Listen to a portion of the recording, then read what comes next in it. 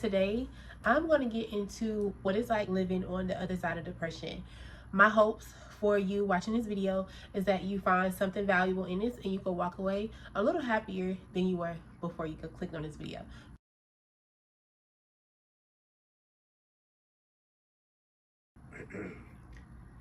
Alright, so if you're not new here, if you saw some of my previous videos, you would see that I am somebody who loves to smile. In fact, when I was in the military, my nickname used to be Smiley with some of the sergeants because I used to smile all the time. I was a very happy person on the outside, but my inner thoughts did not reflect that. A lot of people don't know about the trauma that I've experienced, that I've internalized from childhood even into adulthood. And it wasn't until 2019 that I decided that I no longer wanted to live in that deep, dark depression. I'm somebody who can go through something and then the next moment turn it off because I have to be happy for the next person. I have to make sure that next person feels comfortable around me, or I have to just make sure nobody knows like my true thoughts. So it was a lot of times where I would be going through something physically, emotionally. No one really knew because I knew how to hide it. I knew how to mask it. But it would come out when I was alone. It would come out when it's time to go to sleep. I have anxiety. I'm up all night. I go off like 2-3 hours of rest because it's like my mind, my emotions, everything was just so heavy. And like I say, everybody always thinks I'm just such this happy person.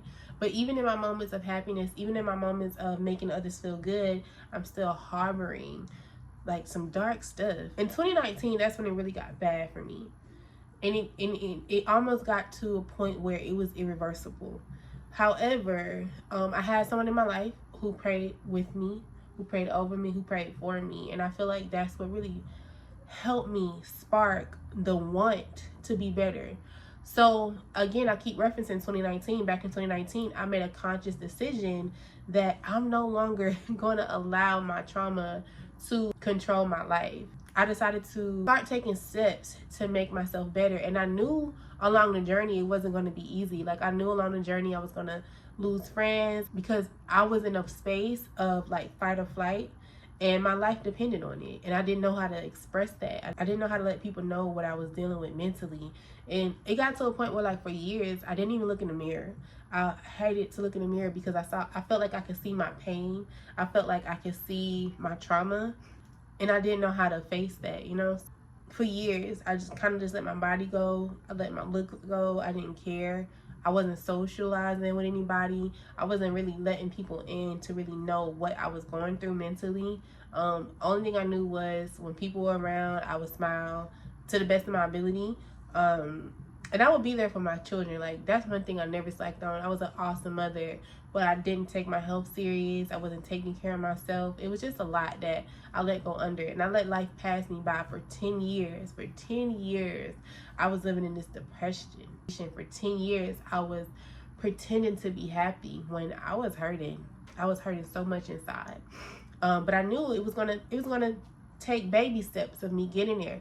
But from 2019 to 2024 was my time of like unlearning. It was my time of healing. It was my time of getting to know me again. It was my time of reinventing myself.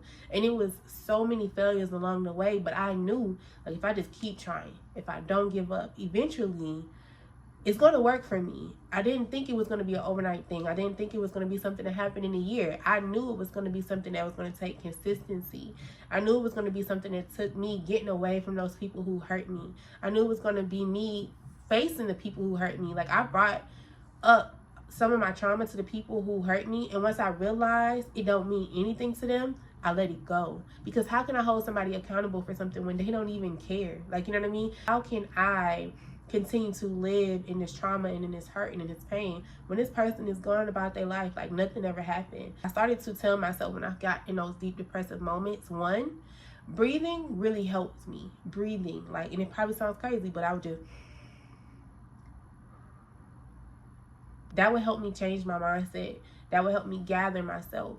And then when I be in moments of like deep depression, I'll think like, what would you be doing if you did not experience this trauma? Or what would you be doing with yourself? What would you be thinking about right now? How would you be enjoying this moment right now? Why are you burdening yourself with that? You have the choice to wake up today and be happy or be sad. Why are you choosing to be sad? So literally, I started waking up choosing to be happy and genuinely happy. I started doing things that made me happy.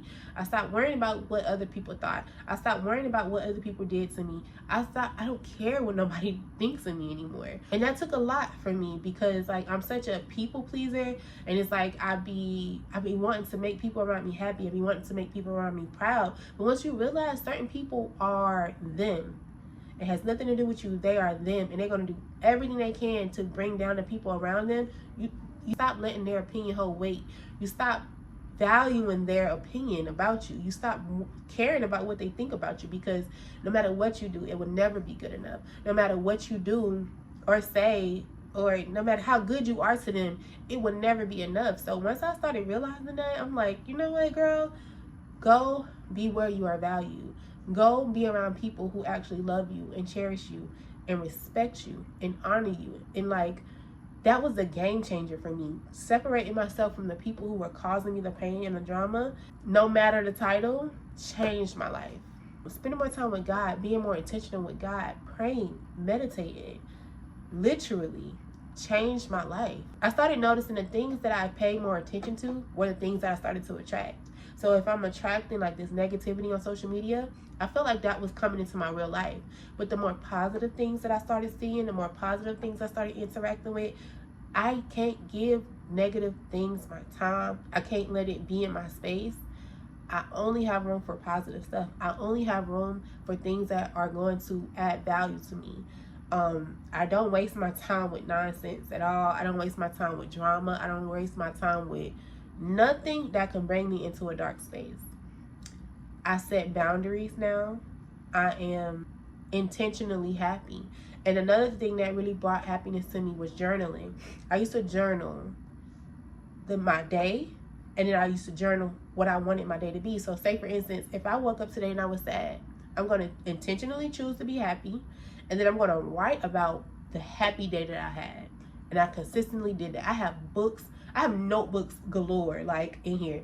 I intentionally have a good day. I intentionally seek happiness, and I plan out my day around me being happy. If it requires me to get out of character, if it requires me any ounce of sadness, I don't indulge into it. If a certain individual is around me who brings out a certain feeling in me, I separate myself. And if we're in a situation where I can't separate myself, before I walk into that situation, I talk to myself, Ebony, you're going to have a good day. Ebony, this person doesn't even matter to you. Ebony, you are above this. You know what I mean? Literally talking to myself and journaling, writing it out, talking to God about it, giving it to God, and simply saying, F it. Now, that probably sounds crazy, but just saying F it, like something, oh, this is stressful, this is, you know what, F it. Let me go be happy. Let me go focus on what I can control. That was a game changer for me. So being on this other side of depression now has really opened my eyes to like how good life is, to how fun life is, to how amazing life is, to how adventurous life is. Life is always going to be hard. Life is always going to be challenging, but it's how you approach the situation. It's been times, and this is something that I'm going to get into later, but I've been through a lot these past couple of years, but you won't be able to tell. You know why? I'm gonna give you one situation. I was at a point where my lights was off, and as soon as my lights got turned off, I said, you know, today's gonna be a good day. Everything is gonna work out for me. I got candles, I got lighters. We finna have a picnic. Like, we finna have a picnic in the house. We finna camp out in the house. I made it something enjoyable. I could have been stressed, but guess what? Same day, lights got cut back on. An unexpected blessing happened. And that's not to say every time something bad happens, something good is going to happen. But you keep your mindset, you seek good, you're going to see good. And that's what happened to me in that moment. So just changing my mindset on things, changing the way I handle things, understanding that nothing is guaranteed. Things are not going to always go your way. But when you prepare yourself to be prepared for anything, it's a game changer. When you prepare yourself to be happy no matter what, it's a game changer. When you journal and you start journaling and you start getting to know yourself, you start getting to know what does your mind focus on. That really helps you when you can sit up here and read, dang, I was feeling like this, I was thinking this way, why am I always thinking about this, why am I always feeling this way? You can't always blame other people because the feeling comes from within. You control your feelings.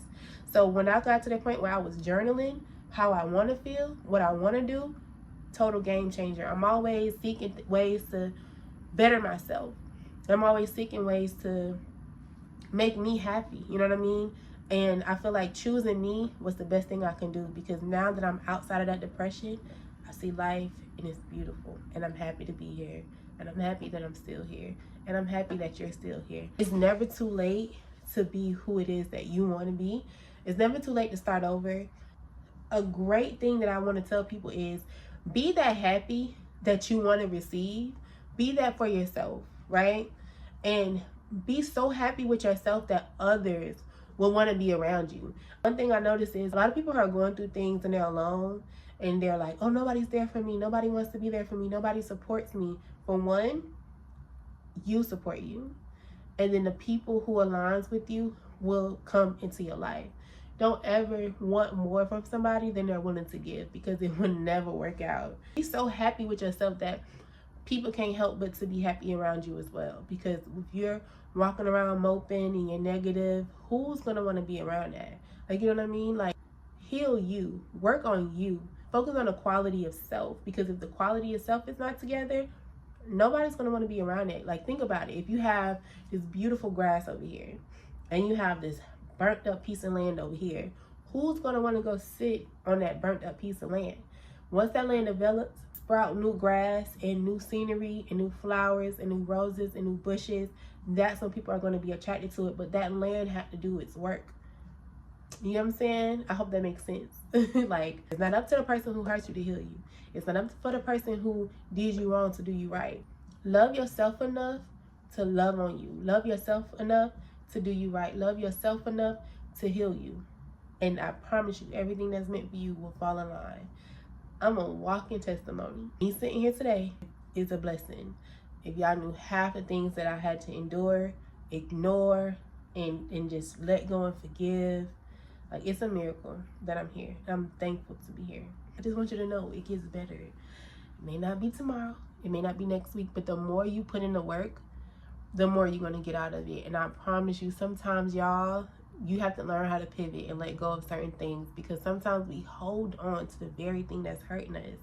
Stop self-sabotaging. It gives you the opportunity of being able to better yourself, to challenge yourself, and to really heal. You are who you think you are, so think that you are somebody amazing. Think that you are somebody important. Stop living in the past. Stop worrying about what happened.